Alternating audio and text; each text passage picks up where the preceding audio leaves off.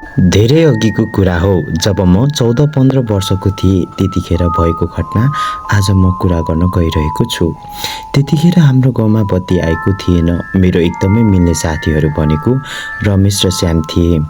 सधैँजसो म तथा मेरो साथीहरू गाईबस्तुहरूलाई वनमा चराएर भारीहरू डोकामा हाली घर फर्किने गर्थ्यौँ। एक दिनको कुरा हो, हामी खोपी खेल्ने धुनमा मस्त थियौँ। समय बितेको थाहै भएन। सधैँभन्दा हल्का आज घर फर्किन हामीलाई ढिलो भएछ। हतार हतार हामीले भारीहरू डोकोमा थन्काउँदै थियौँ।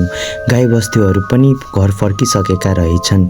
माथि जङ्गलबाट हामी तल घर फर्किनु पर्ने थियौँ। घना जङ्गलदेखि तल खोल्साको बाटो पछ्याउँदै पछ्याउँदै गाउँमा जानु पर्थ्यो। अँध्यारो भइरहेकोले हामी हतार हतार खोल्सीको बाटो हुँदै तल झर्दै थियौँ। तल झर्ने क्रममा हामी दिउँसोको कुराहरू गर्दै थियौँ। रात पनि परेको थियो र चिसो हावासँगै हल्का हल्का हुस्सोहरू लाग्दै थियो। बिस्तारै बिस्तारै पाइला चाल्दै हामी तल झरी मात्र रहेका थियौँ। एक्कासी रमेशले भन्यो, आसुई होइन के पो गनायो?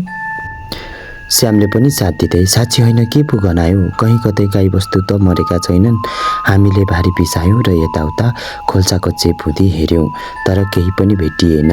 त्यो गन्ध आउने कुरा पत्ता लगाउन नसकेपछि हामीले आफ्नो भारीतिर आयौँ र भारी बोक्न लागेको मात्र थियौँ। एक्कासी परबाट केही मान्छे जस्तो आकृति आएको जस्तो मलाई भान भयो। मैले रमेश र श्यामलाई सानो स्वरमा भने, दुईजना एकछिन चुप लाग त, कोही तलतिरबाट माथि आएको जस्तो लाग्छ। हामी ससानै थियौँ, त्यही भएर हल्का डर पनि लाग्यो। त्यसैले हामी भारी लुकाएर नजिकैको रुखमुनि लुक्यौँ र चियाएर हेर्न थाल्यौँ। बिस्तारै बिस्तारै त्यो आकृति हामी नजिकै बाटोमा सुई सुई सास फेर्दै आइपुग्यो। हेर्दाखेरि अर्धवयस्क महिला जस्तो देखिने त्यो आकृतिले थुन्चेमा भारी बोकेर आएको देख्यौँ। सायद त्यो आकृतिले पनि हामी त्यहाँ भएको महसुस भएर होला वरिपरि हेर्दै थियो। मैले राम्ररी त्यो आकृतिलाई हेर्दा त्यो साधारण व्यक्ति नभई अरू नै देखेँ। टाउकोमा सिङ उम्रेको, मुखमा दारा र कम्मरमा हँसिया भिरेको रहेछ। हामी तिनैजना एकदमै डरायौँ। हामी तिनैजनाले राम्ररी त्यो थुन्चेमा हेरेको त थुन्चेभित्र पुरै रगतै रगत बगिरहेको रहेछ। हामीले राम्ररी निहालेर त्यो थुन्चेभित्र के रहेछ भनेर हेर्ने कोसिस पनि गर्यौँ। सुरुमा अँध्यारोले गर्दा देख्न गाह्रो भएपछि बिस्तारै हुस्सोहरू पातलो हुँदै जाँदा हामीले प्रष्ट देख्यौँ। त्यस थुन्चेभित्र त मान्छेहरूको हात, खुट्टा, टाउको, जिउहरू त टुक्रा टुक्रा पो रहेछ र त्यसैबाट पो रगतहरू चुहिरहेको रहेछ। हामी तिनैजनाले त्यो देखेर आत्तियौँ र हलचल नगरिकन मुख थुनेर बस्यौँ। केही समयपछि त्यो आकृति उकालो लाग्यो र बिस्तारै बिस्तारै हरायो र त्यो कुहिएको गन्ध पनि हराएर गयो। हामी तिनैजना भारी नबोकी डरले हतार हतार तल गाउँतिर भाग्यौँ र भोलि बिहान मात्र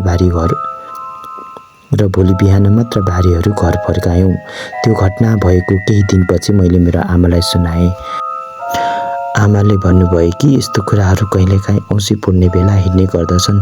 सकभर रात परेपछि मूल बाटोमा कहिले नहिँड्नु र उनीहरू कहीँ कतै भेटे भने नआत्तिकन चुप लागेर हलचल नगरिकन बस्नुपर्छ। तिनीहरू आफै आफ्नो बाटो लाग्दछन्, तर उनीहरूलाई देखेर सातो गए भने त्यो व्यक्ति मर्न। ऊ एक प्रकारको अर्धवयस्क महिला हो जसले हालसालै मरेको व्यक्ति वा मर्न लागेको व्यक्तिको हंस थुन्चेमा बोकेर उकालो ओह्रालो हिँडिरहेको हुन्छ। यदि उसको अगाडि कसैको सातो गएमा त्यो व्यक्तिको पनि हंस बोकेर लाने गर्छ अरे र हत्तपत्त सातो नफर्कने भनिन्छ। त्यही भएर सकभर यो चिजको अगाडि नपर्नु नै बेस हुन्छ। यो सुन्ने बित्तिकै म तथा मेरो साथीहरू एकदमै डरायौँ र हामीले अबदेखि छिट्टै घर फर्किनु पर्छ भन्ने कुरा गर्यौँ र आफ्नो आफ्नो कामतिर लाग्यौँ।